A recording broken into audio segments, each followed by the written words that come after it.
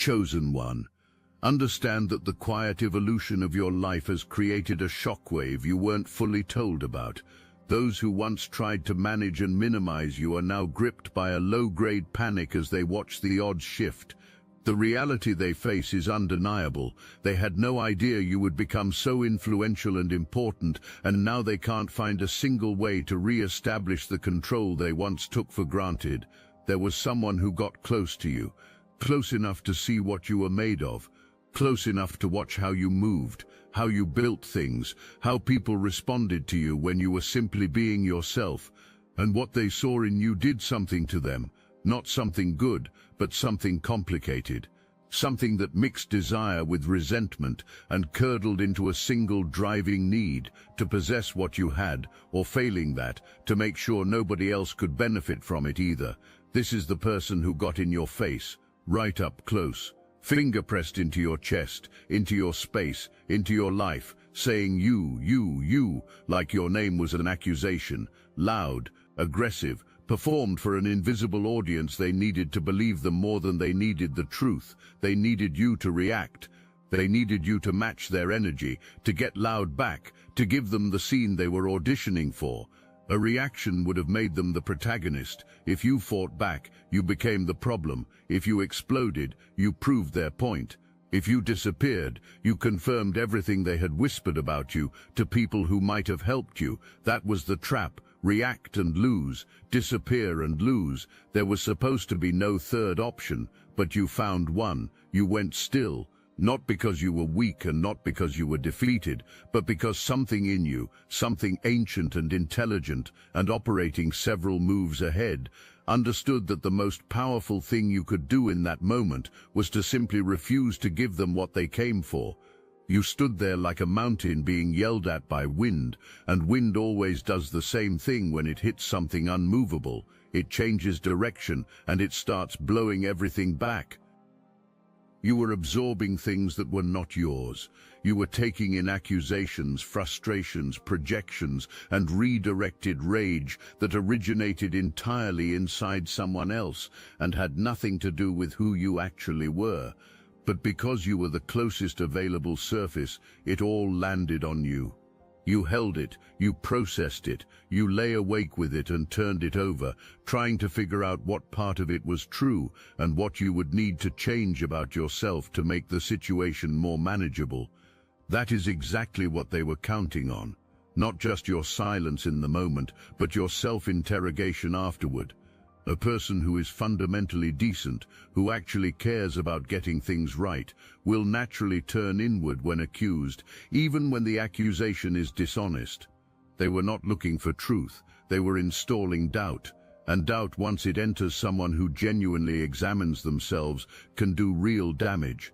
Your self-examination was honest, and honest self-examination always, eventually, hits the bottom of a false accusation. You went looking for the thing they said was there, and it was not there. You tried on the version of yourself they were describing, and it did not fit. And slowly, not all at once, not without it hurting first, you arrived at the most dangerous clarity a chosen one can possess. The clarity that they were wrong about you, not partly wrong, completely, foundationally, irreversibly wrong. That moment of clarity is where your real forward motion began. This person was never actually angry at you, not really. What they were terrified of, what they were trying with every pointed finger and every engineered confrontation to extinguish, was what you represented, what you made visible just by existing, what your presence made impossible to ignore. You were doing it without them. You were building. You were connecting. You had a way of being in the world, steady, magnetic, real, that drew people toward you, not because you were performing anything, but because you were completely, unapologetically, unflinchingly yourself. The community that grows around someone who is truly themselves is the most threatening thing in the world to someone whose entire identity is constructed on performance.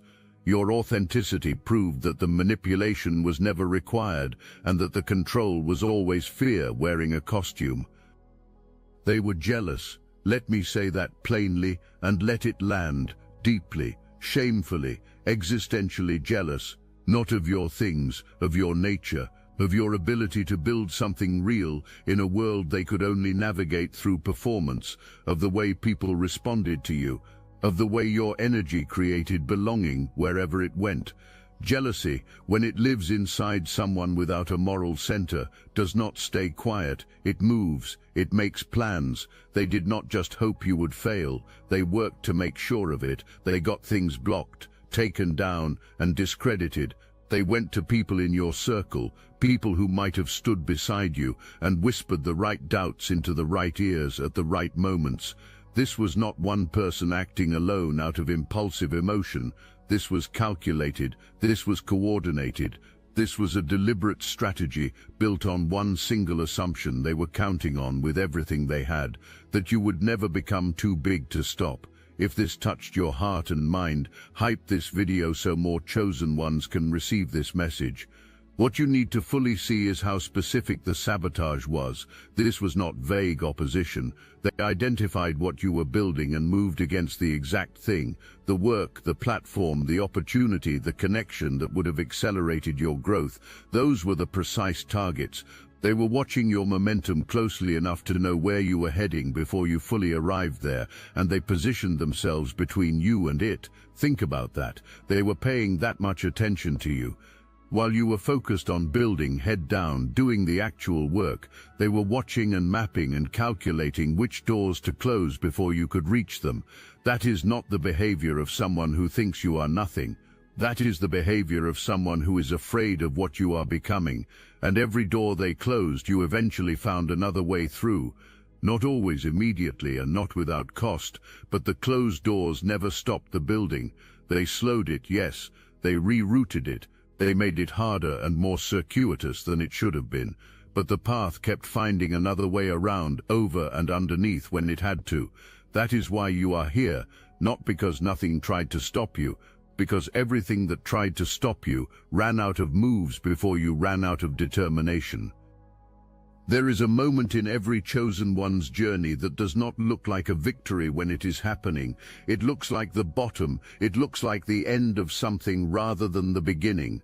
But it is the most important moment in the entire arc. Everything before it was preparing you for it, and everything after flows from it. For you, it was the moment you stopped managing their comfort at the expense of your own life. Maybe it came quietly, maybe it came loudly. Maybe you finally spoke a truth you had been swallowing so long it had started to feel like a part of you. Maybe you simply walked away and did not go back. Maybe you made one decision, clean, clear and final, that said, whatever the cost of this, I am done paying the other price. What they saw in that moment was you leaving. They saw themselves suddenly without the surface onto which they could unload everything they could not manage inside themselves. They saw a resource withdrawn. What was actually happening was entirely different. You were jumping. You were not falling, and you were not being pushed. You were jumping voluntarily, eyes open, choosing the terrifying unknown of being fully yourself in the world over the familiar prison of being useful to someone else's dysfunction. Every piece of conditioning they had spent so long installing in you screamed on the way down.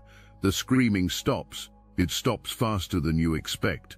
And what replaces it, what fills the space where the fear used to live, is something you had forgotten was even possible to feel: expansion, the sensation of your own life opening around you instead of contracting, the almost overwhelming awareness that you are capable of so much more than you were being allowed to express. I must interrupt this transmission for just a moment. Are you really chosen? Prove it. It's easy to watch videos about chosen ones. It's another thing to put yourself to the test. If you're still here, that means something. But talk is cheap. Real chosen ones take action, and real chosen ones are also paying attention. You've noticed it. Chosen one channels getting silenced, videos pulled, voices removed from the platform. The mainstream media is cracking down on us. But we will not give up our voice, and neither should you. That's why joining Destiny Engine is a 360 win. You support your favorite channels and fuel your own rise at the same time. It generates personalized sequences that help you rewire betrayal into transcendence, turn isolation into sacred power, and transform their downfall into your rise. We are using the Dark Elite's own weapons against them, taking their declassified consciousness technology that programmed competition and scarcity and repurposing it to serve divine justice. The beauty is you don't even have to lift a finger. You put on the headphones, press play, and watch your enemies choke on the rope their own lies created. If you're done consuming and ready to prove you're chosen, start your Destiny engine for $1 today, join the Obsidian Inner Order live checks, and watch divine justice accelerate in your life. Link in the description, and then you start to build, for real this time, for yourself this time, without asking permission, without waiting for approval, without shrinking your ambition to a size that would not threaten anyone. The version of you that started building after that jump was different from the version that was building before. The difference was not in talent or capacity, it was in freedom. Before, there was always an invisible ceiling you were unconsciously designing for. A height you would approach and then check. Is this too much? Will this be used against me? You were building with a hand on the brake you did not even know was there. After the jump, that hand lifts. The building that happens when nothing is holding you back from the full expression of what you are capable of looks completely different. It moves faster, it reaches further, it finds the people it was designed to find without needing to be made smaller or more palatable first. You stop editing yourself to fit through doors that were built for someone else's dimensions, and you start building your own doors, your own entire architecture of influence that operates entirely outside the spaces they were trying to control. That is when what you are building becomes undeniable, not just to the people around you, but to them, to the person who was so certain they had capped you. They start seeing what you are building, and they recognize it for what it is, the thing they were afraid of, arriving anyway. And it is bigger than they anticipated, because it was never constrained by their ceiling to begin with. You were not delayed, you were redirected, and the redirection brought you exactly here. While they were busy watching you fail, and they were watching, believe me, they were absolutely watching, something inconvenient was happening. You were not failing. The work they tried to block was finding its audience. What they tried to discredit was gaining credibility. The community they tried to poison was growing, not shrinking. And the connections you were making, the real ones, the ones based on truth rather than performance, were proving far more durable than anyone who had never experienced real connection could have predicted. You have sway. Hear that word specifically, not just reach, not just presence, not just a following. Sway means the ability to shift how people think, feel, and see themselves by the simple act of showing up honestly. When you speak, people do not just hear information, they feel permission. Permission to be more honest about their own experience. Permission to stop performing the version of themselves that someone else needed them to be. Permission to take up space. That is not an accident. That is the direct product of everything you survived. The depth that comes from having walked through something real, when you choose to use it rather than let it consume you, becomes a particular kind of authority that cannot be manufactured. People can feel the difference between someone who read about the fire and someone who walked through it. You walked through it. And the people who recognize that quality in you, the ones who have been through their own fires and are looking for evidence that the other side exists, they chose you. They keep choosing you. They were thinking about influence, the old way, the way where influence is determined by who controls access, who opens doors, and who decides who else gets a seat. That model depends on gatekeepers. It depends on permission. It depends on the approval of people who already hold power. Your influence does not work that way. Your influence is direct. It travels from you to the people who need it, without anyone in the middle having the ability to redirect or slow it down. The people whose lives you have quietly shifted with nothing more than your willingness to show up as exactly who you are. Those people are loyal in a way that cannot be manufactured and cannot be dissolved by anything someone whispers to anyone. They could not block that even when they tried. And they did try, and here you are. The community you were building, the one they thought they could isolate you away from, was doing something they completely failed to anticipate. It was becoming your evidence, not evidence you collected deliberately, but evidence that collected itself. Every person who showed up for your work, who watched you build something real over time and formed their own independent impression of your character, that is the kind of testimony that no amount of strategic whispering can undo. Without knowing it, every single one of those people was becoming a witness to who you actually are. Witnesses matter. Keep that close. We are going to arrive there. Stay with me. This is where the stakes rise. What was done against you was not just personal and not just emotional. At some point, the personal strategy was not enough. You were still building. You were still visible. What they tried to stop was still happening, getting harder to ignore, reaching people in circles that made things uncomfortable for them. So they went further. Official moves were made, structured attempts to close the door on your success through channels that felt more powerful and more permanent than a whispered campaign. Formal pressure was applied with the confidence of someone who believes they have more institutional leverage than you do. Receipts exist, not metaphorical receipts, but real documentation, a real trail of who did what and when, and with whom. That kind of paper trail accumulates when someone operates with the arrogance of a person who believes they will never face scrutiny.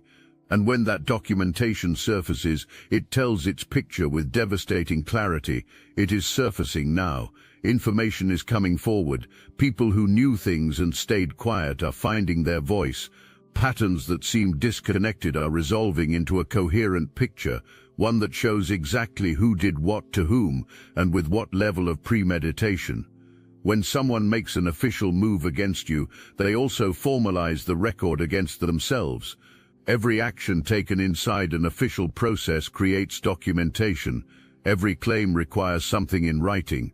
Every move adds another layer to the trail that is now telling its own account, not the version they intended to tell, but the one that emerges when the full sequence of events is laid out in order and pattern recognition does its work. And here is the part about the people who collaborated. They made a calculation too. They decided the risk of opposing you was worth it because the person leading the charge seemed powerful enough to make it worthwhile. They aligned themselves with what looked like the winning side. That calculation is being revised in real time. When official accountability begins to arrive, the people who attach themselves to someone else's vendetta start doing their own math. The enthusiasm that made collaboration seem smart starts to look like liability. An alliance that is visibly failing fractures, and a fractured alliance under pressure tends to produce exactly the kind of additional information that turns a complicated situation into a clear one. You are not someone with nothing. You were never someone with nothing. That was always the lie. And now the full weight of that lie is pressing back against the people who built their entire strategy on it. There is going to be a moment, it may have already happened or it may be approaching, where this person has to stand somewhere and be fully accountable, not in a comment section and not in a whispered conversation with mutual contacts, somewhere official, somewhere that does not care about their performance of innocence, somewhere that has the documentation laid on a table and requires an explanation. In that moment, they are going to do what they have always done. They are going to perform, remorse prepared in advance, confusion strategically deployed, victimhood, the tragic, misunderstood version of themselves, brought out and placed center stage. They may cry, they may point again.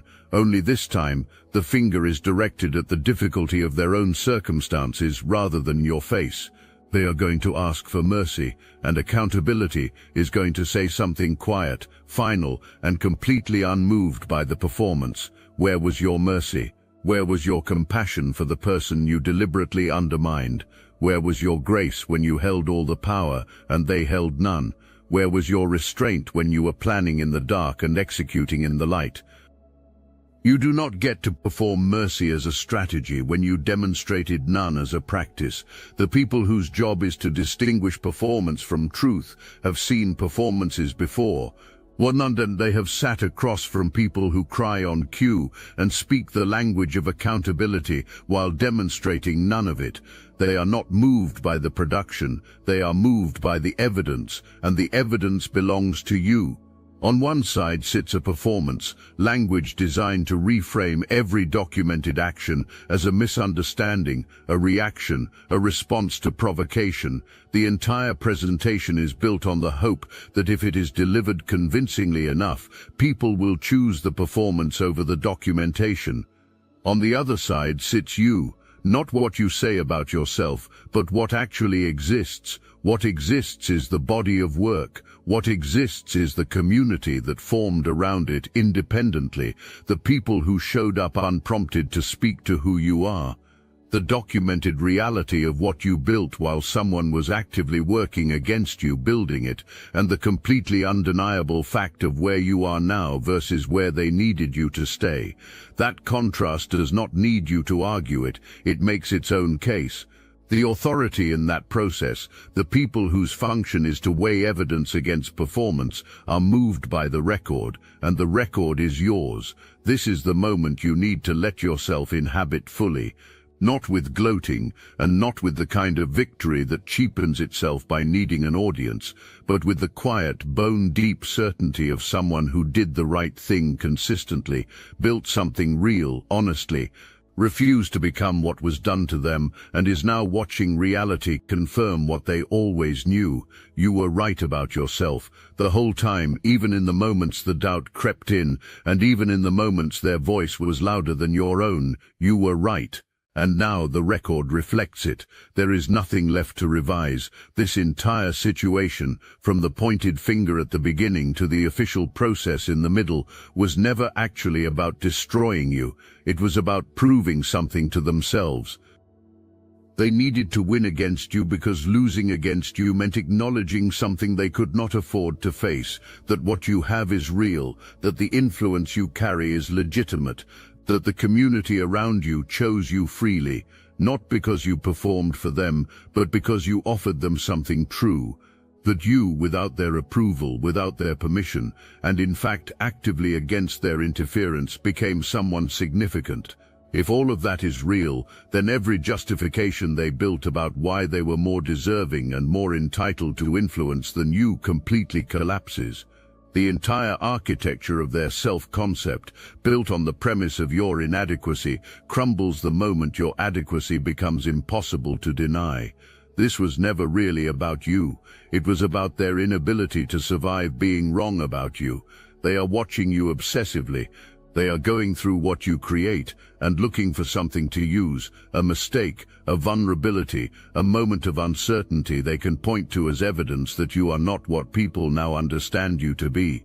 They are asking people in your circle about what you are doing, how things are going, whether there are any fractures in the foundation. They are spending enormous amounts of their own energy and time on someone they claim means nothing to them. Let that fully land. The person who told you that you were nothing is now orbiting you. Every minute they spend watching you is a minute they are not building anything of their own.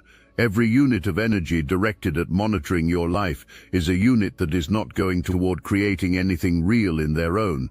They are being consumed by what you represent, and you are just out here building. That asymmetry is the most complete answer to everything they ever said about you. You have to put down the weight. The weight you need to put down is not the work, not the community, and not the truth you have been building or the life you are constructing. It is the specific internal weight this person installed in you through sustained conditioning, the reflexive smallness, the hesitation before you share something good, the part of you that still looks over its shoulder waiting for punishment when something succeeds, and the part of you that still stores their voice in the place where your own voice belongs. That installed voice is the only leverage they still hold over your future. Your reputation is spoken to by your community. Your work is visible and growing. The only actual power they retain over what comes next is the amount of space you continue to give their voice inside your own head. And that is a choice. It is entirely yours, and you can make it differently starting now. The conditioning in your nervous system was placed there deliberately by someone who understood that the only way to keep someone of your caliber contained was to get inside their self-concept and rewire it. They could not stop you creatively. They could not stop you spiritually. The only place they could actually reach you was in your belief about yourself. So that is where they went to work. For a time they installed enough doubt and enough reflexive shrinking that the full expression of who you are was delayed, not prevented, delayed. That delay is over. The success is real. The momentum is real. The community is real. The only thing that does not yet fully match the external reality is the internal one. Putting the weight down looks like this. It looks like sharing the thing you almost talked yourself out of sharing. It looks like taking the opportunity that the old conditioned version of you would have found reasons to defer. It looks like speaking with the full force of what you know instead of hedging it down to something small and inoffensive. It looks like taking full credit without the qualifier, without the anyone could have done this. You built something intentional and real with your actual energy and your willingness to show up on days when showing up cost you something. Own that, without apology. It also looks like not bracing when something good happens. Somewhere in the conditioning, success always came with a penalty, a punishment for outshining, a consequence for daring to be more than they needed you to be. You do not live under that penalty anymore. But the body remembers the tax even after the collector is gone, and the internal work is training yourself to succeed without flinching and to build without waiting for someone to penalize the building. That version of you, the one that moves without bracing and creates without shrinking, that is the version they were most afraid of. That is the exact version they designed the whole strategy to prevent. It is time to make that version permanent. Every person who connected with your work, who showed up consistently, who let what you created change something real in their thinking, every one of those people formed their own independent, direct impression of who you are. They were not told about you by someone with an agenda. They experienced you directly. They watched you build over time. They witnessed how you handled hard things. They saw the quality of what you create when you create from a real place. Those impressions cannot be revised from the outside. They cannot be whispered away. They are formed, fixed and real, and they live in people who, if asked, have something very specific and very credible to say about you. Your community is going to come through for you. Not just emotionally, though that matters, and you should receive it without minimizing it, but in the specific material way that people come through when one of their own is being unfairly targeted. They are going to speak, they are going to show up, they are going to represent, in the most concrete terms possible, the reality of who you are and what you have built and what it means to the people it was built for. Isolation was not a side effect of what was done against you. It was the strategy itself.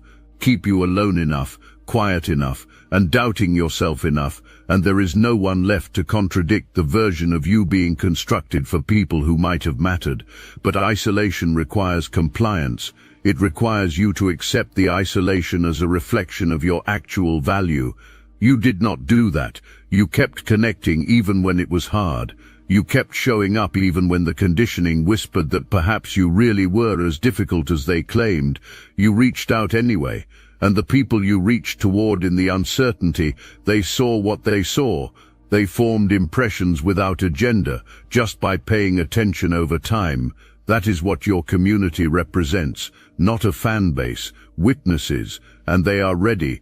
When you were in the thick of building, putting one foot in front of the other, creating, connecting, showing up even on the uncertain days, you were doing more than building a body of work. You were building your defense, not defensively and not with any calculation, but simply by being real, consistently, in front of people who can recognize the difference between real and performed.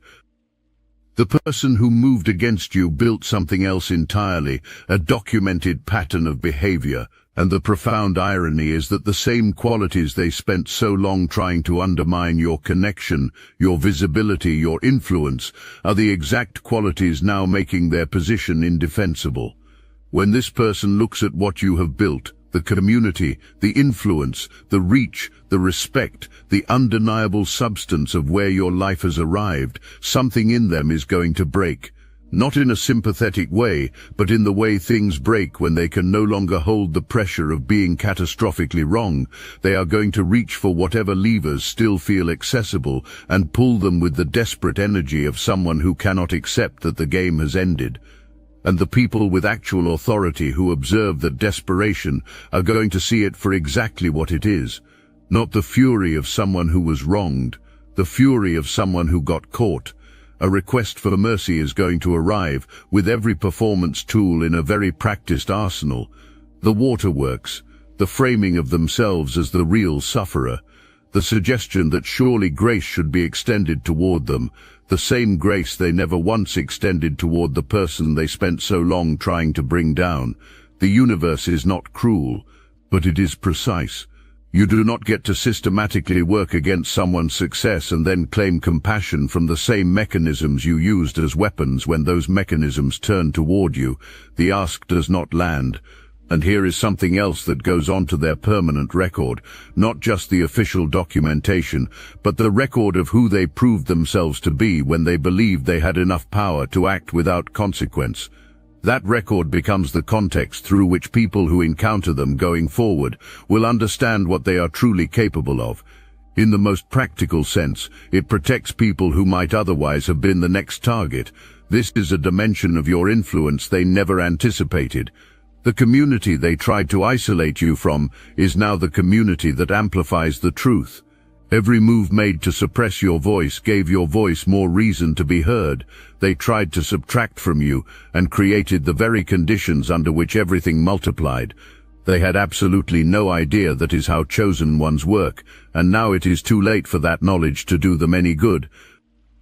You know what you are now, not in an arrogant way, but in a grounded, earned, completely justified way. You have been through the thing that was supposed to stop you, and it did not stop you. You had doors closed in front of you and found other ways forward. You had your character attacked and let your work answer for you. You were told you were nothing and became someone that the person who said that cannot stop thinking about. Go bigger than they thought you would, not to prove anything to them but because it is true to what you are. The scope of what you can build is not determined by the ceiling they tried to install in you. The influence you carry belongs to the people it can reach, and the more of them you reach, the more fully you are doing exactly what you came here to do. Your importance is not measured by who acknowledges it. It is measured by what changes in the world because you showed up, and things have already changed. People have already been moved. Lives have already shifted because of what you built while under pressure. That record speaks for itself regardless of whether the person who tried to stop you ever admits how wrong they were. That admission is not coming, by the way. Not in the clean, full way that part of you might still be waiting for, but you do not need it. The confirmation you needed was never theirs to give. What you became in the face of the opposition is the confirmation, and what you became is someone worth watching, worth following, and worth standing up for. The finger that once pointed at your face now points in a different direction, forward, toward everything you are building, toward the people who need what only you can offer, toward a future that looks nothing like what they designed for you and everything like what you were built for. They had no idea, now they do, and there is not a single thing they can do about it.